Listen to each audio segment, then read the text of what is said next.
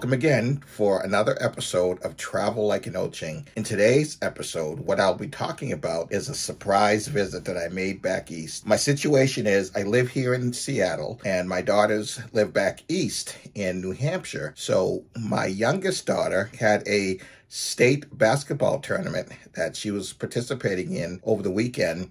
And because of my proximity, I was unable to go to any of her games during the year. Since this was the final game and the biggest game of her basketball career, there's no way I was going to miss that. And that's what the travel adventure is today, how I did an impromptu trip last minute with basically no planning, was able to pull it off with relatively no issues and was able to do it cost effective, and at the end of the day was there to celebrate with my daughter.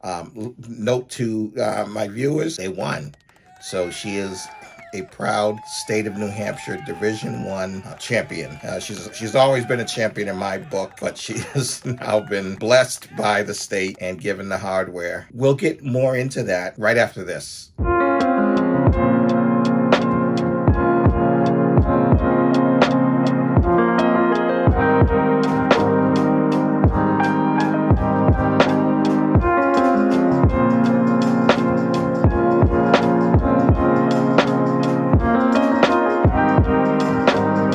The actual planning portion of the trip was very easy. I flew on Delta and I did my one-way segments like I always do. I stayed at the Hyatt, Medford, Mass, and I rented from Avis. And all three of those situations, I had Travel Like an Oching-like things to help me out.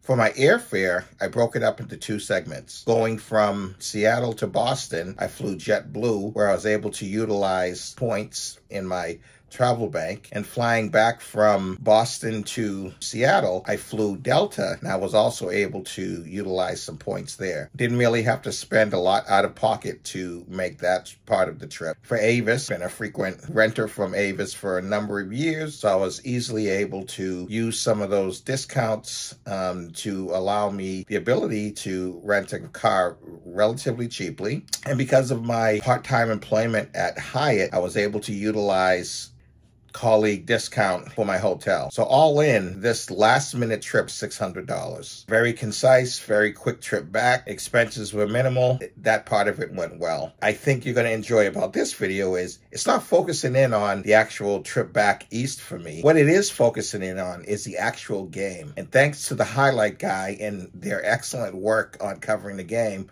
I'll provide a link to the actual game if you want to see it in its entirety. I strongly recommend you do. It was a great high school game. What I did was I took excerpts out to highlight the contributions of my daughter, which I'm very proud of. Now, that's not to say that she was the only person on that team who did tremendous work. As you will see, there are a number of stars on that team, and they all contributed, and they fought for this victory. And I was so proud of them, so proud of them all. The first half of the video is going to be focusing on highlights that my daughter participated in, and then I provided the last 5 minutes of the game, which I think were the most exciting part. And in that, the only thing that I cut out were the actual timeouts, but everything else is running in real time. If you can't see the whole game, please watch. It's very exciting, and I was just so proud for all of them. Congratulations to the coaching staff, to Bishop Girton for their success in winning the state title. It was hard fought, and I'm just really proud to be a part of it. And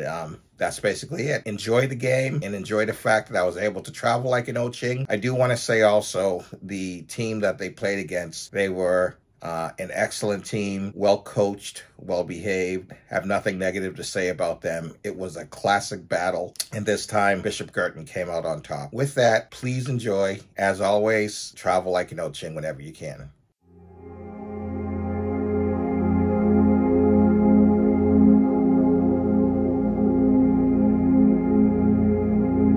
Ready to get underway with girls Division I basketball action. These two teams met in early December 12th to be exact. It was a 50-43 Bishop Girton victory. And it was kind of an avenge of the championship game from a year ago. So the winner here will be crowned New Hampshire State Champion. So we are ready to get underway here. And we'll be spitting numbers at you all day long. Ochang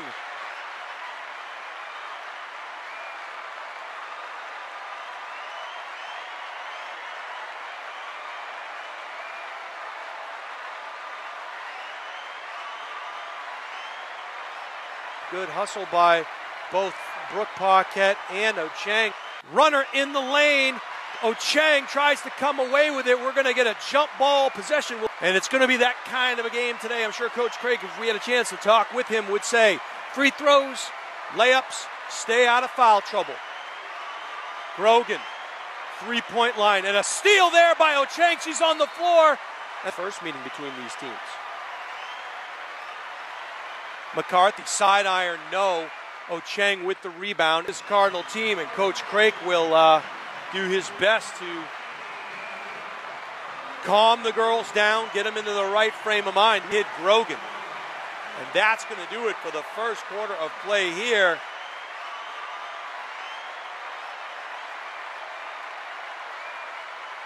Wheeler, dribble drive in the lane. She's got to make that shot. Coming away with the rebound, and a good battle there was Ochang. Pass to Allard. Allard will get the ball back to Grogan, who peeled back towards the baseline. And ball saved. They're going to say that McCarthy was on the line. So a turnover. Chance for the Cardinals to cut into.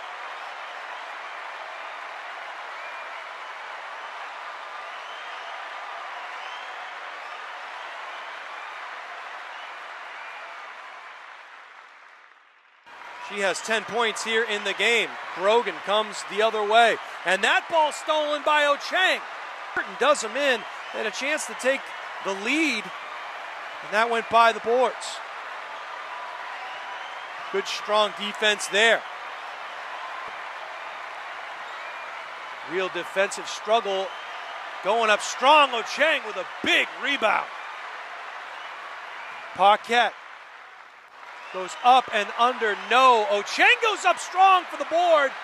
And when they collapse on Paquette, who's driving into the lane, they don't.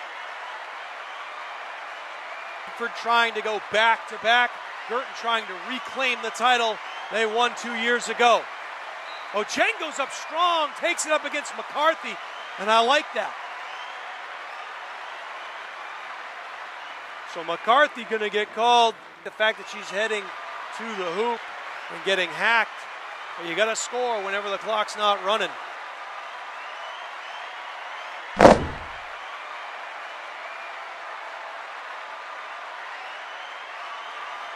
Grogan will slow things down as Bedford nursing a 2-point lead here. They'll set up in the half court. And no call there. Falling to the floor hard was Ochang. Muller will check back in. So they're trying to protect the fouls with Ochang as Tall Brook checks in. And good defense there by Muller as she just stood there, arms extended, skip pass to Wheeler. She'll fire from three. Yahtzee! And just like that, the Cardinals have taken the lead, and a steal underneath, and another bucket there. And a timeout for the Bulldogs. A 5-point swing as Wheeler, catch, fire, Yahtzee, steal, underneath, Lynch, layup, 33-35 Cardinals. And you wouldn't know it if you didn't have the scoreboard to look at. We just run out of opportunities when the game gets slowed down. Ochang left alone, top of the key. Paquette, she'll get the pick. Oh! An offensive foul. And I think they're going to call it on Ochang. No, they're going to call it on Wheeler, I guess. Well, your guess is as good as mine at this point.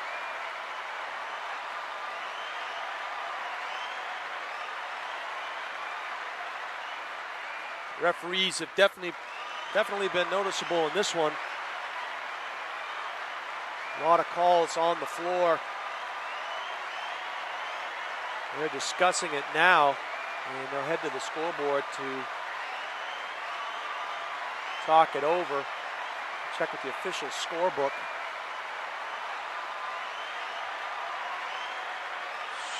So possession will go to Bedford. 4:45 to go, 38-33.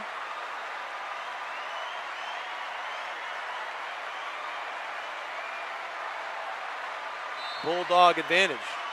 All right, can't get that minute back, but anyway, Allard gets the ball to McCarthy.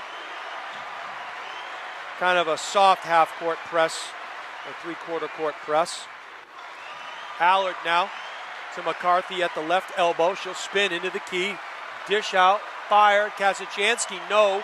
McCarthy on the rebound, no. Another board, and no jump ball called, no. Rebound again to the Bulldogs. Dish back out, Kasajansky, yes.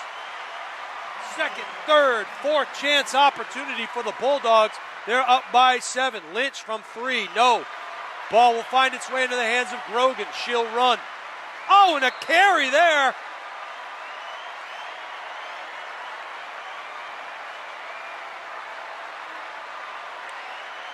So just over 4 minutes to go.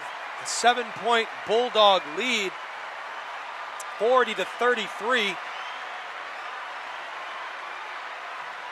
Over to the corner, it goes to Lynch. She'll dribble, she'll pick up a pick. Muller, pick for the ball, good help. Paquette will find Wheeler. Wheeler over to the corner. Murray, nice double team there. Good help defense by the Bulldogs. They're waiting for them on the dribble drive. Lynch will drive into the key, throw one up, no.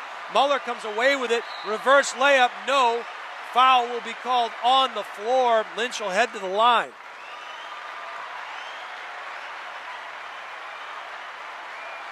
And that foul call will be,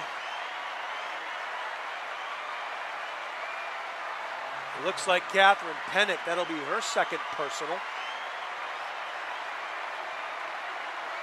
Got to score when the clock's not running. Cardinals do just that. Lynch. And Bowen will check in for Muller. And when Bowen's been in there, she's battled well on the glass, I must say. Lynch, 2 out of 2. Big free throws there for the sophomore forward. The pick comes. Bedford handles it. They'll find Grogan. Grogan will dribble into the key. Kick it back out, loses the dribble. Bounce pass through the paint, stolen by Wheeler. I think Grogan was hoping McCarthy would roll to the basket. Going up strong there, and a blocking call. And that will send Murray to the line. And that foul will once again go against Pennick. That is her third personal. So again, imperative that the Cardinals score when the clock's not running. They are down by 5. Knocks down the first. Balcony Muppets are loud and proud out there today. Both student bodies represented quite well here.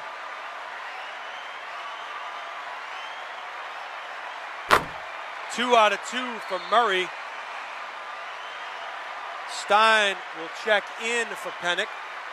So Lila Stein will come back in, play the 2 guard. Help with the ball handling dribbles on this press from the Cardinals.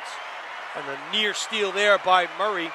They skip it across. McCarthy, she'll dribble. She'll get it over half court. A reach in there, no. Crossover dribble by McCarthy. Takes 17 steps on her way to the basket and will finish strong. Paquette will go up. That one goes up and over the hoop. So McCarthy went 3/4 court all the way, banked it in on the left-hand layup. She will get called for the personal. That is her 4th personal. Paquette will head to the line. She has yet to score here in the 4th quarter. She's got 12 so far. Make that 13. First time these two teams played, she scored 22.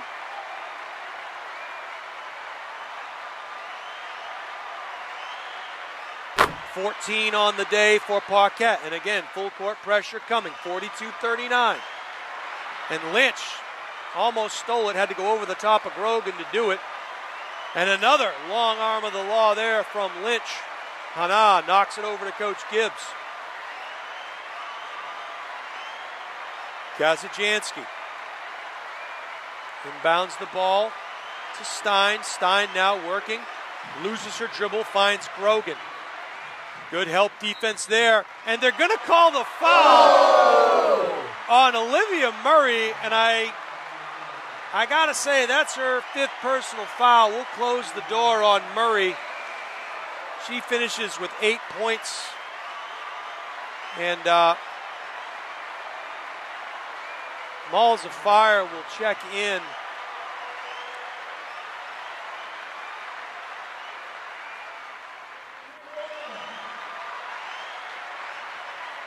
So Sid the Kid Grogan heads to the line.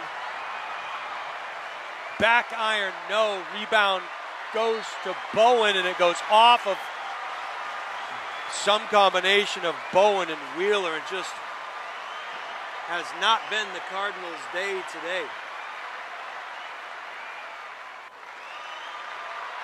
And they're still down just 3. On the low post, into the paint, runner in the lane, yes. Pretty move there by Kazajanski, and the difference has been the work on the paint, inside the paint. Bowen, no. Rebound, taken by Kazajanski. She gets trapped in the corner, and a timeout, 30-second timeout taken by Coach Gibbs, and a good one. 2:11 to go on this one, a 44-39 Bulldog advantage. And today the Cardinals have not been. Kazajanski to inbound the ball. They're going for the home run. Instead, they get it to Stein. She'll get trapped, and that ball nearly stolen by Lynch. They'll get on the floor. Ball taken by Grogan, and no travel call. I think they are, yes. No, the one official is going to call travel, the other's going to call jump ball. And I just think they're not on the same page, and you have to wonder if these officials have worked together at all in this postseason. And the Boo Birds are out here in full force. And really, if you're BG, you've had your chances. Nice backdoor pass there. McCarthy has the ball go through her hands. She cleans it up. Can't get it to go. Another rebound. Block shot. Paquette comes back the other way. Plenty of time left. You don't have to hurry it. Blocking call on Grogan. That'll be her 4th personal. But again, the point I started to make was that, you got to finish your chances, and it's very clear here today that the Bulldogs have scouted this Girton team very well as they've extended their defense out on the perimeter and helped out quite extensively on that motion offense. As Paquette has an uncharacteristic miss, she'll get a second. 1:43 to go here in regulation. Paquette 1 out of 2. Full court pressure once again coming from the Cardinals. Grogan gets it over to Kazajanski. She'll dribble, crossover, center court. Ooh, and a backcourt violation there. Will go against the Bulldogs. Cardinals are down 4, 1:36 to go in regulation. They will have the benefit of being able to pass it into the backcourt. Paquette working against Grogan, gets the pick from Wheeler, bounce pass. Lynch will fire, no. Rebound, Wheeler will battle for it. She comes away with it. Ball on the floor and gobbled up by the Bulldogs. McCarthy now. She'll skip it across the way to Stein, and the Bulldogs will now go into, and that ball comes loose. Lynch will come away with it, have a chance on the layup. No! And McCarthy hip checks Malls of Fire into the baseline, and I think that's going to be on McCarthy, and that's going to do it for her.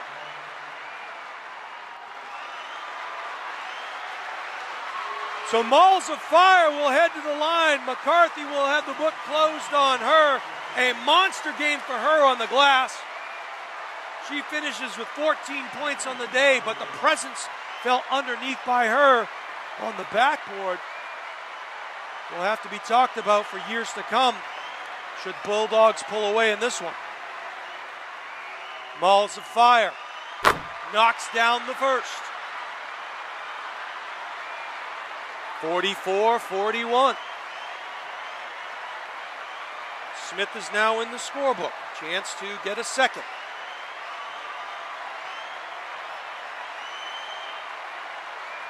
Two out of two for the 5'8" junior forward. Full court pressure by the Cardinals. Bulldogs by two. That ball stolen. Paquette. Yahtzee. And Paquette just shot one from the mouth of the Wildcat, and another steal. Are you kidding me?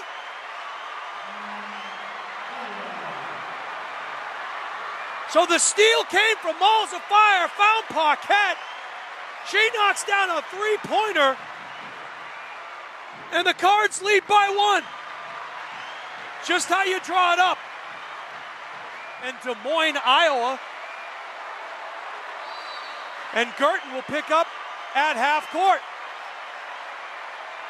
So it comes down to this. Grogan working against Lynch, looking for a pick. There'll be a switch defensively and a steal. Paquette has the ball in her hands, and they're going to have to foul. Coach Gibbs is calling for the foul, and a timeout called by Coach Craik. Bulldog players weren't looking at the bench. So Stein will guard Paquette in the backcourt. They will fall off of Malls of Fire. Ball comes into Paquette. They'll reach, and only a few tenths will run off the scoreboard. Paquette will head to the line. And I believe that is Stein's third, but it's a two-shot foul. That is the 10th team foul. Paquette will head to the line for a pair. Well, regardless of how this shakes out, if Paquette were to make both, Bedford still would have a chance to tie it. Paquette front iron, misses the first. Well, that is a big miss there. The Cardinals would be wise not to foul on this rebound. Paquette, 1 out of 2, 2-point advantage for the Cardinals. 31 seconds to go. Sid the Kid will drive. And they want to call a timeout, a full timeout. Coach Gibbs will call Grogan over to the corner, and they'll set something up here along with Steve Cody, the highlight guy, bringing you all the action. And it has been our pleasure to call all of these games for you here this year. And as far as score-wise, you know, we would have it no other way. A 2-point game between the two best teams in Division I here. You would expect nothing less in a championship game final. Good help defense on the inbound pass. Having trouble getting it in. Backdoor cut there, and Lynch gets her wingtip on the ball that was intended for Stein on the baseline. So ball to be taken out underneath by the Bulldogs. They get it in, and the ball stolen there. Jump ball call. Possession goes to the Cardinals. Coach Craik looking to see if he should take a timeout or not. They say no. Full court pressure here being applied by Girton. And for the moment, they left Paquette alone. Now she's covered.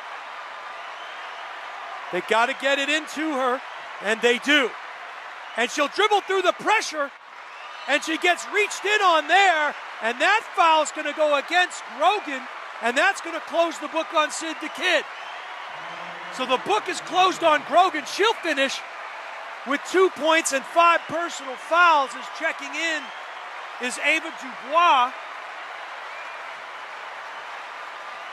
And so the floor general for the Bulldogs will take a seat as Paquette will head back to the line.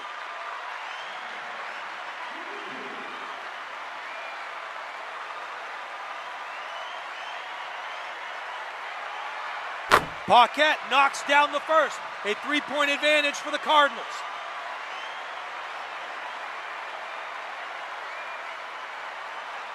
And the Cards will fall back on this one.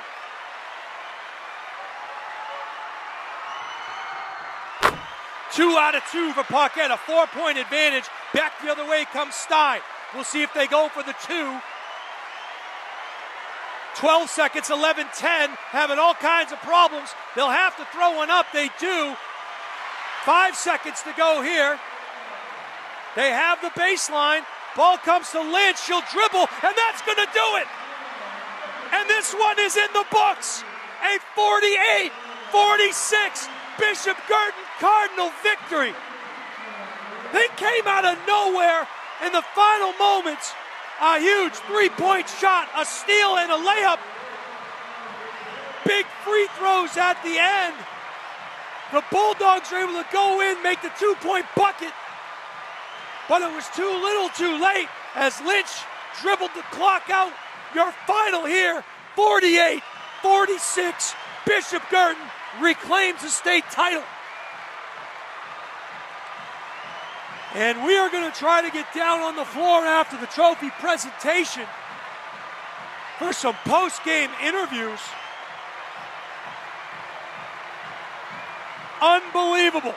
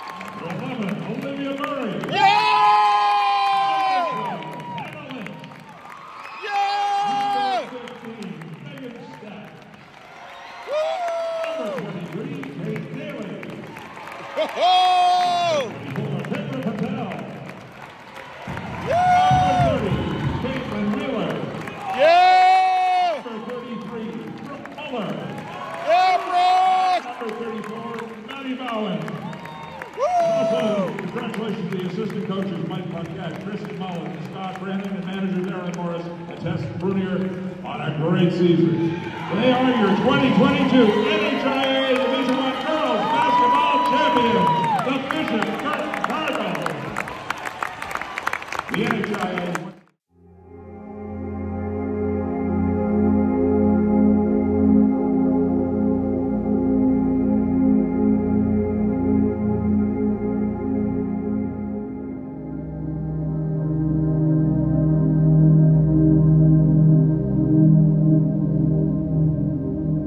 Remember to like and subscribe and click that bell